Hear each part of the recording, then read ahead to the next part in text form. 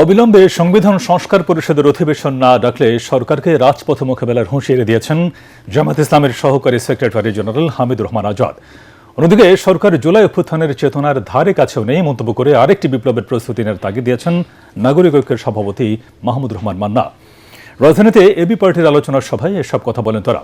জামায়াতের বক্তব্য আওয়ামী লীগকে উস্কে দিচ্ছে বলে এ সময় অভিযোগ করেন বিএনপির ভাইস চেয়ারম্যান আসাদুজ্জামান রিপন। মিজান শাহজাহানের রিপোর্ট। ঢাকা রিপোর্টার্স ইউনিটিতে জুলাই বিপ্লবের বর্ষপূর্তি নিয়ে এবি পার্টির আলোচনা সভা। শেখ হাসিনা ফাঁসবে, বাংলাদেশ বাঁচবে। আলোচনায় অংশ নেন সংসদ সদস্য, রাজনীতিবিদ, আইনজীবী, সাংবাদিক সহ নাগরিক সমাজের প্রতিনিধিরা। এ সময় তারা বলেন, সংবিধান সংস্কার না করে সংশোধন করলে তা টেকসই নাও হতে পারে। উদাহরণ হিসাবে অতীতে সুপ্রিম কোর্টের রায়ে কোনো সংশোধনী বাতিল হয়ে যাওয়ার নজির তুলে ধরেন জামাতের সহকারী সেক্রেটারি জেনারেল।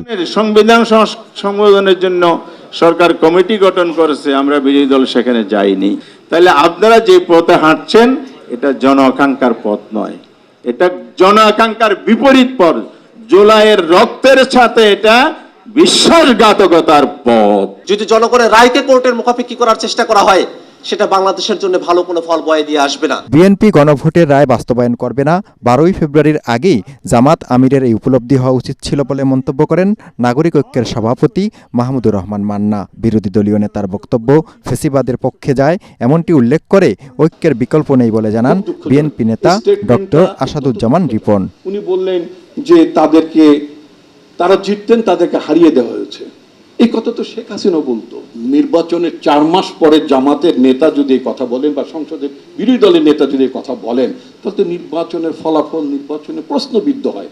শেখ হাসিনা সবচেয়ে বেশি খুশি হবে যে আমি নাই, স্বৈরাচার নাই, দেখো এখনো নির্বাচন ব্যবস্থা কিভাবে এখনো শাটার্ড হয়, কিভাবে এটা এখন পর্যন্ত কার্যক্রম, এখানে এখনো ম্যানিপুলেশন হয়। সেটাই সংস্কার, যা আমার জীবন বদলে দেয়, যা আমাকে মানুষের মতো ভাবতে শেখায়, যা আমাকে মানুষের মতো বাঁচবার একটা সুযোগ করে দেয়।